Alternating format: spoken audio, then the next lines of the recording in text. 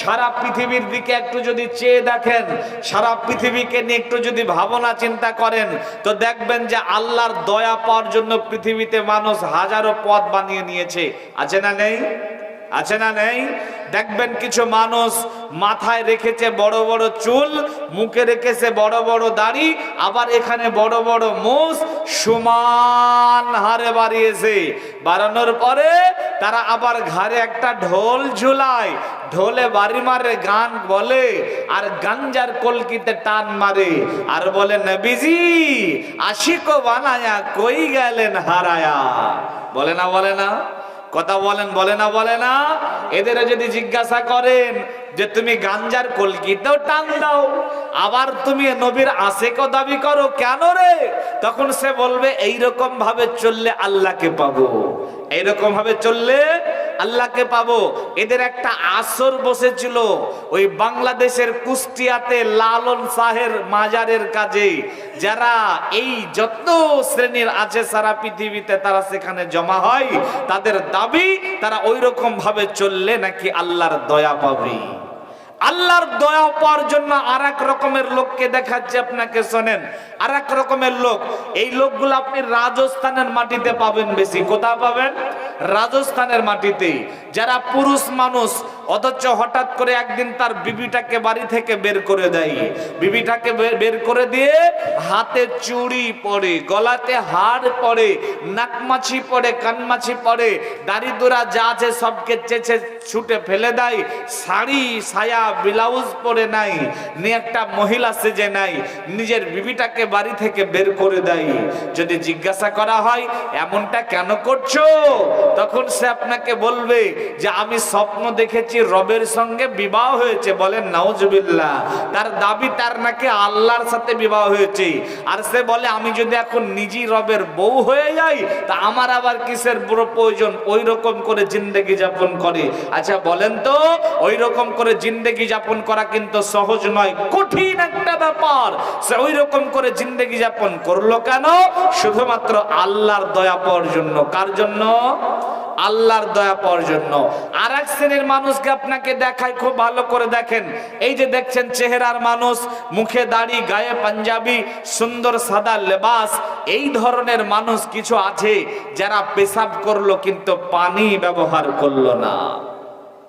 যদি বলা হয় মুরব্বী আপনাকে দেখে তো আল্লাহ ওয়ালা মনে হচ্ছে, আপনাকে সুন্দর লেবাসে দেখছি, সুন্দর ভালো লাগছে কত, পেশাব করলেন তো পানি নিলেন না কেন? তখন সে আপনাকে বলবে বেটা পাগল হইছো? যেই পানির জন্য হাসান আর হুসাইন কারবালাতে শহীদ হয়েছে, সেই পানি আমি জুনুরে ঠেকাইবো? ও পেশাব করে কিন্তু পানি ব্যবহার করে না। ওকে বলেন আচ্ছা ঠিক আছে, পানি নিলেন না, বাবজি একটু মাটি তো নিতে পারতেন। তখন বললে বেটা পাগল হইছো? যেই মাটি দিয়ে আল্লাহ আদম রে বানাইছে সেই মাটি আমি ও জায়গায় টাচ করব? পেশাব করে পানি নাই না, পায়খানা করে পানি নাই না, ঢেল নাই না, কিচ্ছু নাই না। আচ্ছা বলেন তো এইরকম করে জিন্দেগি যাপন করা কি সহজ? ও ভাইয়া ঘুমাচ্ছেন আপনারা? ঘুমাচ্ছেন নাকি? এইরকম করে জিন্দেগি যাপন করা কিন্তু সহজ নয়। আপনি একদিন এক বেলা পারবেন না এরকম করে জিন্দেগি যাপন করতে। সে ওই রকম করে জিন্দেগি যাপন করছে কেন? তার একটাই উদ্দেশ্য, সে ভেবেছে এইরকম ভাবে চললে আল্লাহকে পাওয়া যাবে, আল্লাহর দয়া পাওয়া যাবে, আল্লাহর রহম পাওয়া যাবে, আল্লাহর জান্নাত পাওয়া যাবে। আর এক রকমের মানুষ দেখাচ্ছি। আমি একবার জলসা করে বাড়ির দিকে যাচ্ছিলাম, তো তখন ভাড়া গাড়িতে চলতাম। এখন আল্লাহ আমাকে একটা গাড়ি দিয়েছে, নিজ গাড়িতে চলতে পারি, আপনাদের দোয়ার বাবার কা। তো ভাড়া গাড়িতে চলতাম, যাচ্ছি রাস্তা দিয়ে আপনাদের এলাকার দিক থেকে যাচ্ছিলাম। এই ন্যাশনাল রোডের ধারে হবে জায়গাটা। তো সেখানে আপনার যেতে যেতে যেতে যেতে দেখলাম যে কিছু যুবক ছেলে যারা কালো ফেঁটা বাঁধায় মাথায় বেঁধেছে, কালো ফেঁটা বাঁধার পরে পাগলের মতো বলছে বকুল বাবা বকুল বাবা বকুল বাবা বকুল। তা আমি তো অবাক হয়ে গেলাম, এমনটা কেন করে? ড্রাইভারকে জিজ্ঞাসা করছি তো এরা কেন পাগল হয়ে গেল রে, এরা কেন এমন করে রে? তখন সেও কিছু বলতে পারলো না। যেই গাড়িটা সামনের দিকে কিছুটা পথ গেলাম, যাওয়ার পরে বিষয়টা ক্লিয়ার হয়ে গেলাম। দেখতে পেলাম যে একটা হিষ্ট পুষ্ট বলিষ্ঠ পুরুষ মানুষ, যার পরনে জামা নাই, প্যান্ট নাই, পায়জামা নাই, জাঙ্গিয়া নাই, কিচ্ছু নাই, একেবারে আল্লাহর দেওয়া যন্ত্রপাতি বের করে বেচারা দাঁড়ায় আছে। আর তার কাছে কিছু সুন্দরী যুবতী মহিলারা গেছে। যাওয়ার পরে মহিলাদের গলাতে ঢোল ঝুলছে, মহিলারা ওই ব্যক্তির কাছে চারিদিকে ঘুরছে আর বলছে একটা জ্ঞানের বাতি জ্বালায়া দে ন্যাংটা বাবা আমার অন্তরে, আরে যেই বাতিটা দিয়ারে ন্যাংটা দেখবো আমি তোমারে, দিনে ন্যাংটা রাতে ন্যাংটা, ন্যাংটা থাকে আমার অন্তরে, ন্যাংটার কথা মনে পড়ি মন থাকে না সংসারে। নাউজুবিল্লাহ বলেন না একবার। তিন শ্রেণীর মানুষ দেখা আপনাকে। কয় শ্রেণীর মানুষ? তিন শ্রেণীর মানুষ। এক, যে ন্যাংটার নাম জপ করছিল। দুই, যে ন্যাংটা হয়েছিল। তিন, যে ন্যাংটার কাছে জ্ঞানের ভিক্ষা চাইছিল। চলেন ওদের মাকসাদটা, ওদের উদ্দেশ্যটা দেখেন। যে ন্যাংটার নাম জপ করছিল, ওকে যদি আপনি বলেন আল্লাহর নাম জপ কর, পাগল কথাকারে তুমি ন্যাংটার নাম জপ করছো, তখন বলবে যে এই ন্যাংটার নাম জপ করলে আল্লাহকে পাওয়া যাবে। কি বলবে? যে এই ন্যাংটার নাম জপ করলে আল্লাহকে পাওয়া যাবে। আবারও যেই ব্যক্তি ন্যাংটা হয়েছিল, ওকে যদি আপনি জিজ্ঞাসা করেন যে তুই কেন রে ন্যাংটা, আজ যুগ জামানে এত পাল্টিয়ে গেল, মানুষ সারা পৃথিবীটাকে হাতের মুঠোতে করলো, আর এই যুগে এসে প্যান করতে হবে এইটুকু জ্ঞান গাধা তোমার নাই। তখন সে আপনাকে বলবে যারা বেশি খরচা করে তারা শয়তানের ভাই। বুঝতে পারলেন না? যারা বেশি খরচা করে তারা শয়তানের ভাই। ন্যাংটা আপনাকে বলবে যারা বেশি খরচা করে তারা শয়তানের ভাই। পৃথিবীতে এসেছিলাম ন্যাংটা হয়ে, এখন যদি জামা কাপড় পরি তাহলে তো বেশি খরচা হয়ে যাবে। বেশি খরচা হয়ে গেল মানে তো আমি তো শয়তানের ভাই হয়ে গেলাম। শয়তানের ভাই হলাম মানে একসঙ্গে জাহান্নাম যেতে হবে না। জামা প্যান্ট পরবো না, ন্যাংটা হয়ে থাকবো, আমি শয়তানের ভাই হতে চাই না। সম্মানিত ভাইরা, ভালো করে বোঝার চেষ্টা করেন। এবার যে ন্যাংটার কাছে জ্ঞানের ভিক্ষা চাইছিল, ওকে যদি বলেন তুমি ন্যাংটার কাছে কেন জ্ঞানের ভিক্ষা চাইলে আল্লাহর কাছে চাও, তখন বলবে যে এর মাধ্যমে চাইলে আল্লাহকে পাওয়া যাবে। এইরকম করে হাজারো পথ, হাজারো মত পৃথিবীর মানুষ বানিয়ে নিয়েছে শুধুমাত্র আল্লাহকে পাওয়ার জন্য, আল্লাহর দয়া পাওয়ার জন্য, আল্লাহর রহম পাওয়ার জন্য। রাস্তাঘাটে যাবেন, দেখবেন একটা টোটো গাড়ি, বাস গাড়ি বা লরি, তার সামনে একটা ছিঁড়া চপ্পল ঝুলছে। জিজ্ঞাসা করবেন তোমার এত দামি গাড়ি আর এটাতে কেন তুমি ছিঁড়া চপ্পলটাকে ঝুলালে রে? তখন বলবে যে এই চপ্পল ঝুলিয়েছি, এর মাধ্যমে আল্লাহর রহম পেয়ে যাব। দেখবেন যে এক সময় কিছু মানুষ আছে যারা এই 5 আঙ্গুলের এই ফাঁকে বিলেট নাই, আর বিলেটটাকে হাতে এইভাবে করে বোলায় আর বলে হায় হোসেন, হায় হোসেন, নিজের শরীরের রক্তটাকে বের করে দেয়। ওরা নিজের শরীরের রক্ত বের করে দিল কেন? ওদেরকে জিজ্ঞাসা করবেন তো ওরা বলবে যে এই করে আল্লাহর দয়া পাবো। আল্লাহর দয়া পাওয়ার জন্য এরকম হাজারো পথ মত পদ্ধতি পৃথিবীর মানুষ বানিয়ে নিয়েছে, যেইগুলা বলতে বলতে অনেক রাত হয়ে যাবে কিন্তু বলা শেষ হবে না। পৃথিবীর মানুষ হাজার পথ পদ্ধতি বানিয়েছে। হে আমার জাতি, এত পথ মত পদ্ধতির মধ্যে আপনি আল্লাহকে পাবেন কোন রাস্তাতে গেলে? চলেন কোরআনকে জিজ্ঞাসা করি, কোরআন আপনাকে স্পষ্ট ভাষায় বলে দেবে। আল্লাহ রাব্বুল আলামিন বলেন, বিসমিল্লাহির রহমানির রহিম, قل إن كنتم تحبون الله فاتبعوني يحببكم الله ويغفر لكم ذنوبكم والله غفور رحيم। আল্লাহ বলেন নবী হে, আমার বান্দাদেরকে জানিয়ে দেন। আল্লাহ বলেন নবী গো আমার বান্দাদেরকে জানিয়ে দিন, আমার বান্দাদেরকে ঘোষণা দিয়ে দিন, আমার বান্দাদেরকে বলে দিন। ভালো করে গভীর মনোযোগ দিয়ে শ্রবণ করেন।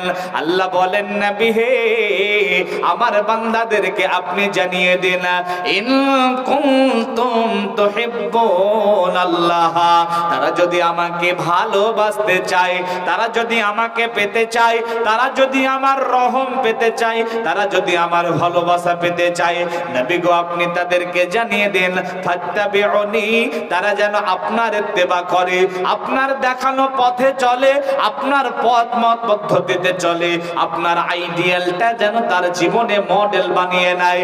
যদি তারা আপনাকে মেনে নিতে পারে, আপনার আইডিয়ালটাকে যদি তাদের জীবনের মডেল বানিয়ে নিতে পারে, আল্লাহ বলেন নবী হে তাদেরকে আপনি বলে দিন ইউহিব্বুকুমুল্লাহ, আমি আল্লাহর ভালোবাসা তারা পেয়ে যাবে। সাথে সাথে ওয়াগফির লাকুম যুনুবাকুম ওয়াল্লাহু গফুরুর রহিম, আমি আল্লাহ তাদের জীবনের গুনাহগুলোকে maaf করে দেব।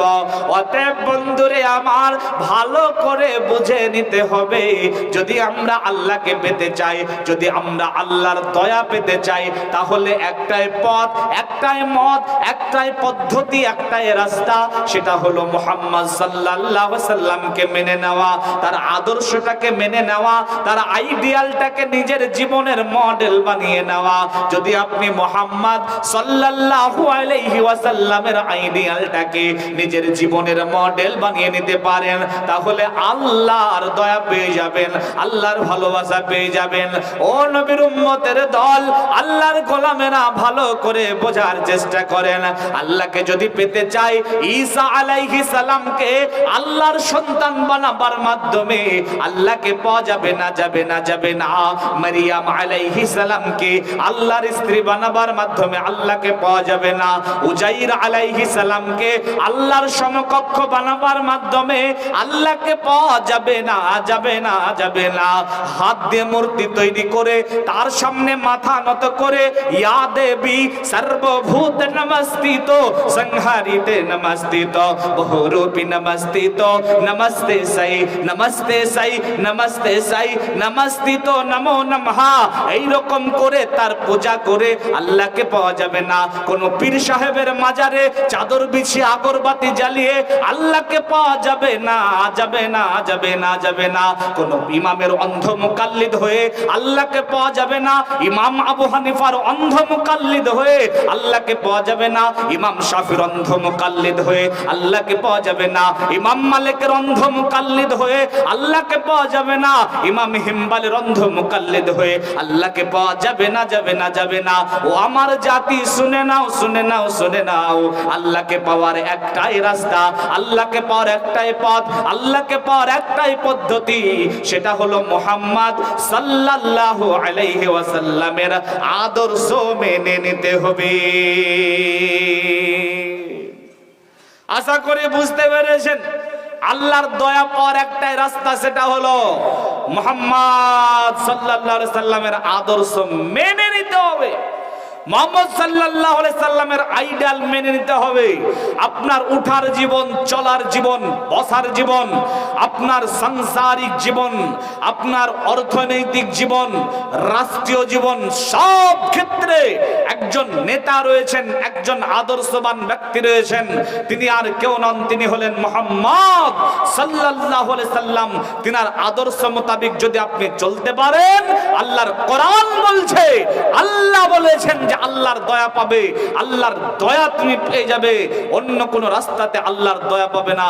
অতএব মুসলমান, আপনার ইবাদত, আপনার জিকির, আপনার তাসবিহ, আপনার তাহলিল, আপনার ওঠা, আপনার খাওয়া, আপনার বসা, সব ক্ষেত্রে মুহাম্মদ সাল্লাল্লাহু আলাইহি সাল্লামকে মেনে নিতে হবে।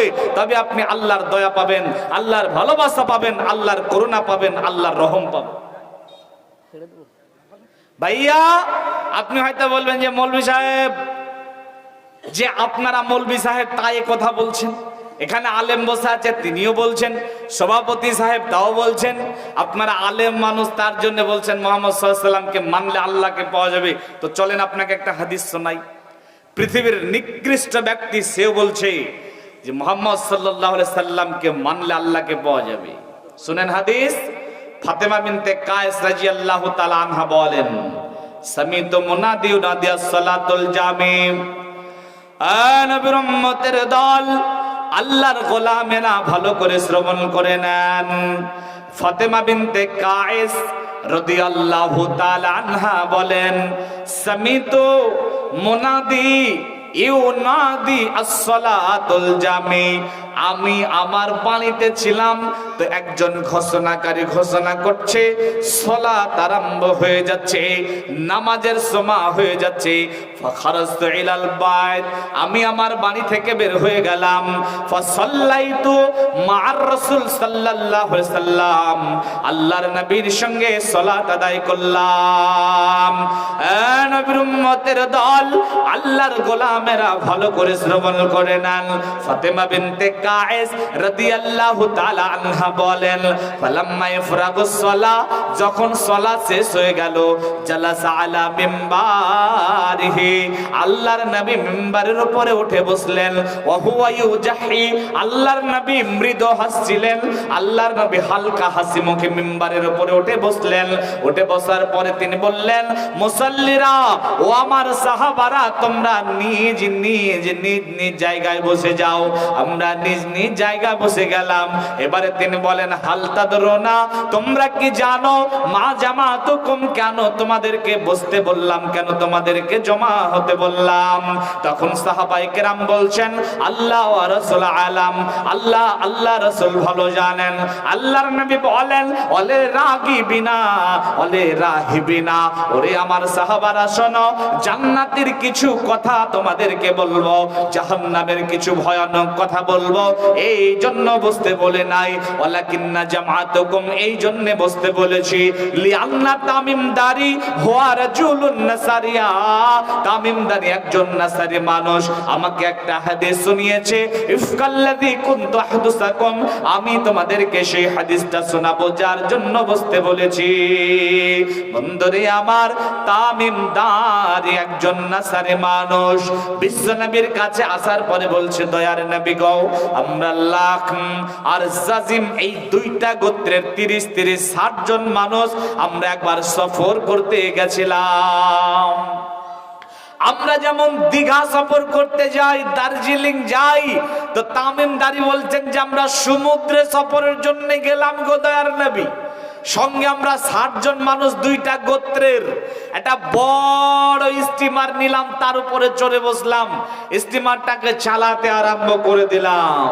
তামিমদারি বলেন, দয়ার নবী, স্টিমারটা চলতে লাগলো, কিছুটা পথ গেল, যাওয়ার পরে হঠাৎ করে ঝড় আর বৃষ্টি শুরু হয়ে গেল।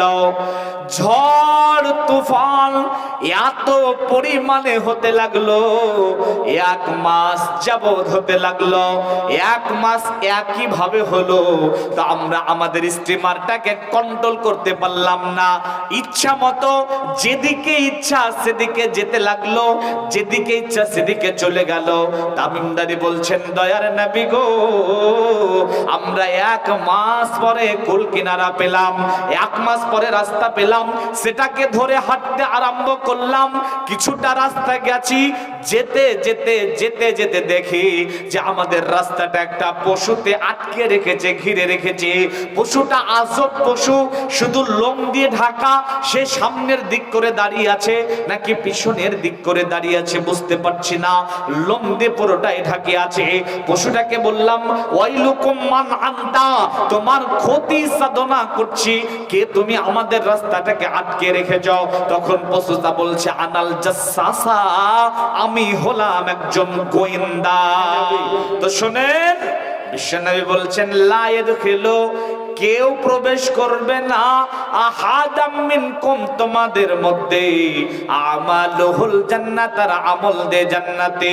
অতএব আপনি যদি মনে করেন আমি তাহাজ্জুদ গুজারি, এই তাহাজ্জুদ আমাকে জান্নাতে নিয়ে যাবে, আমি হজ করেছি, হজ আমাকে জান্নাতে নিয়ে যাবে, আমি সালাত আদায় করি, এইগুলাই আমাকে জান্নাতে নিয়ে যাবে, তো বন্ধুরে আপনি ভুল সিদ্ধান্ত গ্রহণ করেছেন।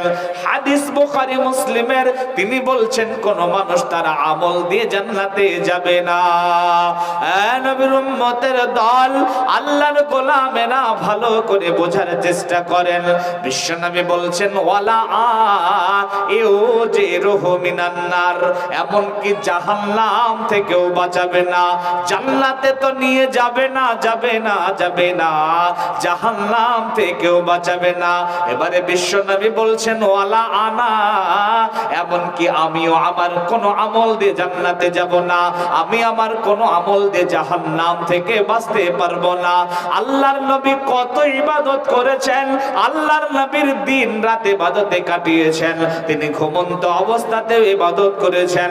এত ইবাদত করনে ওয়ালা ব্যক্তিটা তিনি বলছেন আমি আমার ইবাদত দিয়ে জান্নাতে যেতে পারবো না।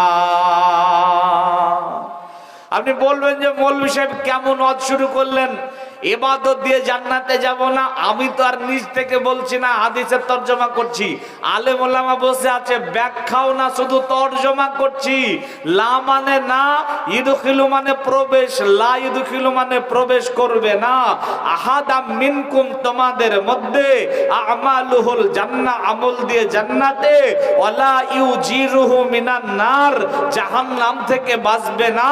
ওয়ালা আনা, আমিও না। এটা হাদিসের শুধু তরজমা করলাম। তাহলে আমল ইবাদত করি কেন? আমল ইবাদত যদি জান্নাতে না নিয়ে যাই, আমল ইবাদত যদি জাহান্নাম থেকে নাই বাঁচাবে, তাহলে আমল ইবাদত করি কেন? কিসের জন্য করি? করব কেন? শোনেন, করার কারণটা হলো আমল ইবাদত করার জন্যই আল্লাহ আপনাকে সৃষ্টি করেছেন, যার জন্য করবেন। আমল ইবাদত করলে কি হবে? তো গুনাহ মাফ হবে। কি হবে গো? গুনাহ মাফ হবে। যেমন ধরেন, ইবাদতের জগতে একটা শ্রেষ্ঠ ইবাদত যার নাম সালাত, নামাজ পড়লে কি হয়?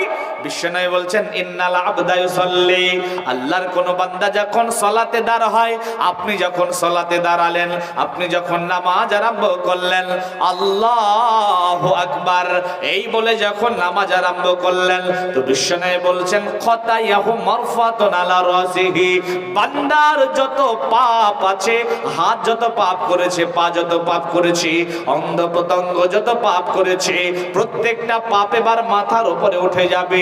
কুল্লামা সাজাদা, যতবার সাজদা করবে, যতবার রুকু করবে, পাপ ঝরে যাবে। ফালাম্মা ইফরাগুস সালাহ, যখন সালাতে শেষ করবে, তখন তার সব পাপ ঝরে যাবে। তাহলে সালাতে পাপকে ক্ষমা করে দেয়।